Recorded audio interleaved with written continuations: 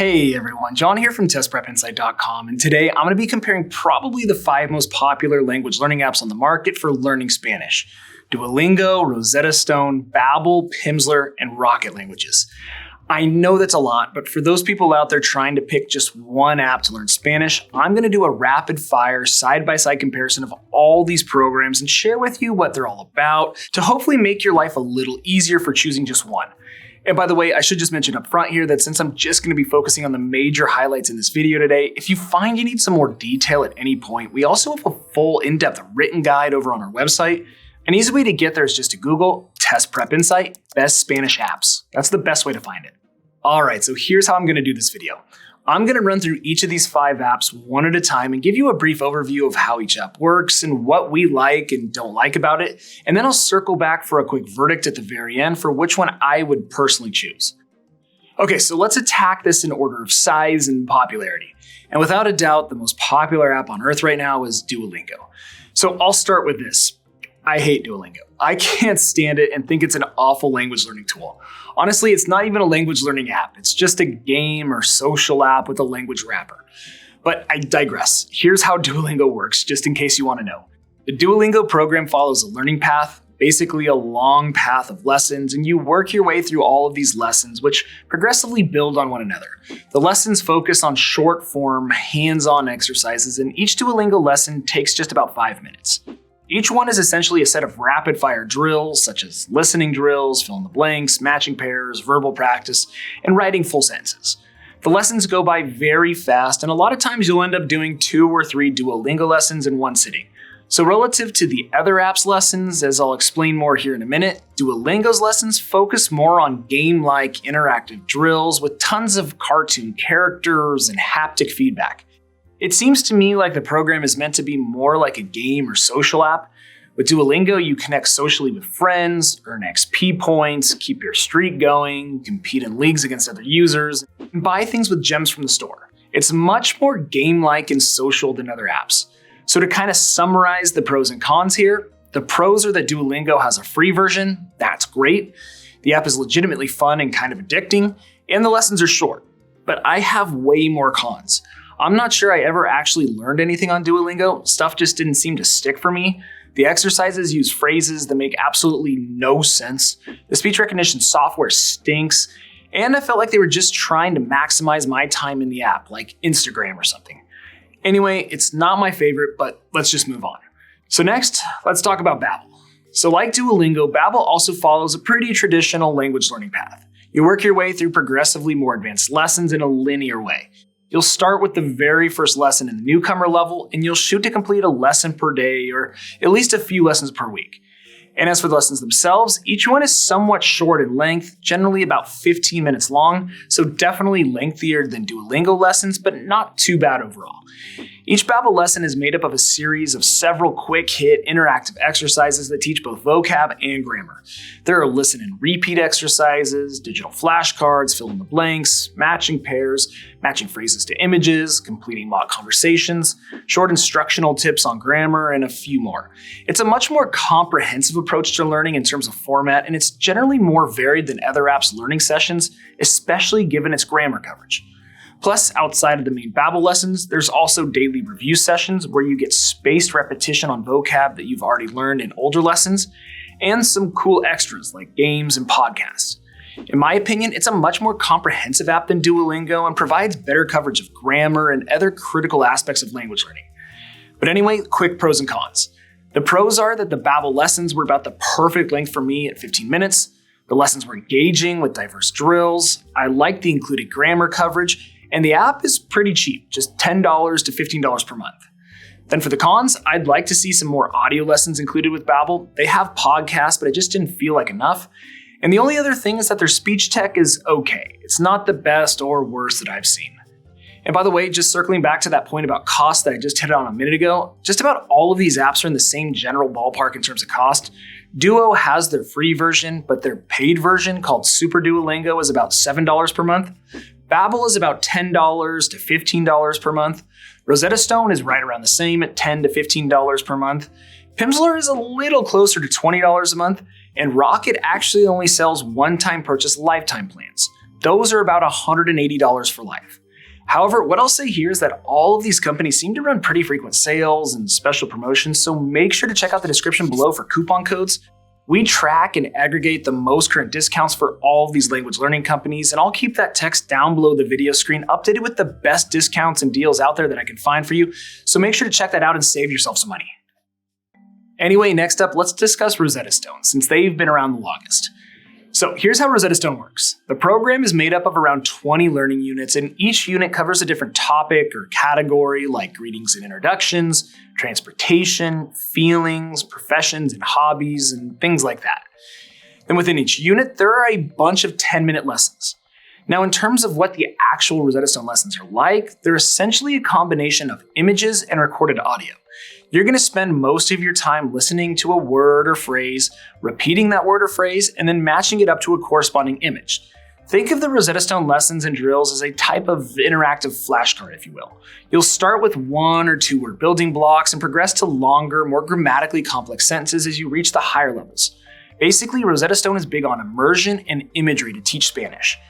And that's really about it. There are some bonus features and extra resources around these primary lessons, like stories, but that's the gist of the Rosetta Stone program. So to recap the pros and cons here, the pros are that the lessons are very manageable in length. They are absolutely tailor-made for visual learners. Their speech tech is maybe the best around, and the app is pretty cheap. Again, just $10 to $15 per month, and sometimes even their lifetime plan is just $150 with a code or link, so make sure to check for that below. And then the cons, the lessons can be a little repetitive. They definitely all follow the same general pattern. The immersive nature of the program can make it a little frustrating for total newbies. And again, like Babbel, we wish there was some more audio exercises included, but that's about it for Rosetta Stone. Next, let's cover Rocket Spanish. So the Rocket Spanish program is very different from the other programs that I've covered so far. Rather than being based on short interactive drills, the entire Rocket program is built on audio lessons. To start each lesson, you listen to an audio exercise, which is about 30 minutes long. In this audio exercise, an English-speaking moderator will guide you through a Spanish conversation, sort of step by step. You'll listen to a sentence or two, or sometimes even just a phrase, and then the moderator will pause to explain what's going on, what you just heard, and have you engage in the conversation by answering questions and repeating phrases. And while you listen to the audio exercise, a rolling transcript plays underneath the controls where you can follow along and see how words are spelled. Then, after the audio lesson, you review and reinforce what you just learned through a variety of drills and exercises.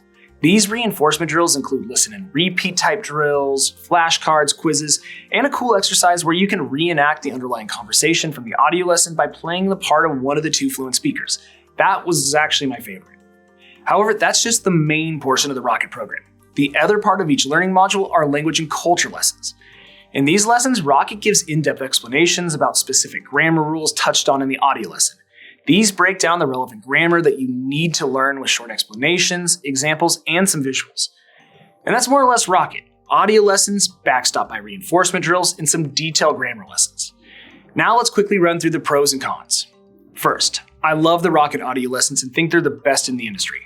2, the program is incredibly deep and comprehensive with full coverage on everything you need. 3, the grammar lessons are really well executed with understandable explanations and examples. And 4, I love the flexibility of the program. Most of the time I did the audio lessons while walking my dog in the morning. They're just great for being productive while learning.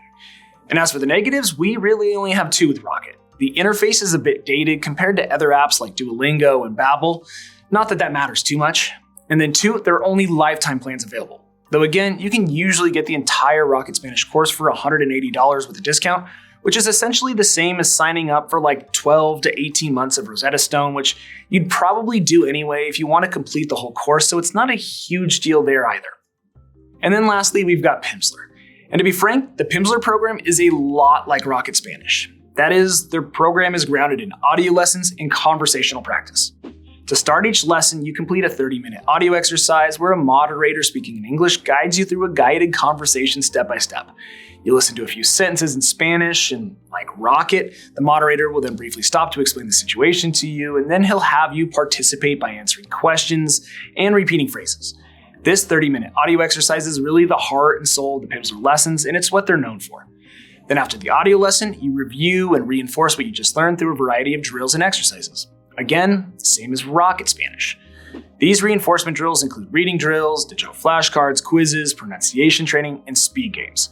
Plus, they've got some supplemental features too, like vocab bonus packs and direct speaking exercises with a voice coach.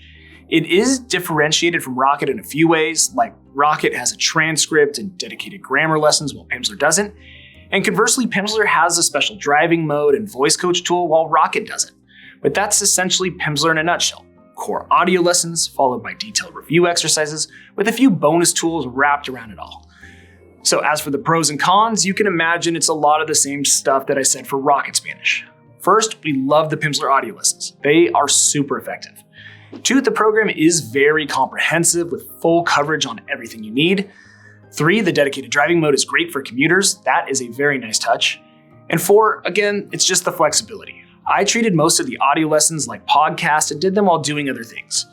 And as for the cons, first, we'd like to see deeper grammar coverage here. Pimsleur does an alright job incorporating it into the lessons directly, but there's no dedicated lessons like with Rocket. And 2, as far as monthly subscription plans go, Pimsleur is on the pricier side at around $20 per month. Though again, they often provide a 7-day free trial period so you can check out the program, and they offer discounts, so make sure to check out the description below.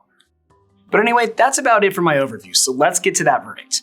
But before I dive in, I should just mention that every single month here at Test Prep Insight, we actually give away a free language learning program to one lucky person. It's super simple to enter and everyone is eligible. I'll put all the details down below in the description on how to get entered, but just know it takes like 10 seconds and hey, you never know, you can win yourself a totally free lifetime subscription to one of the companies I've talked about here today. Okay, my final verdict.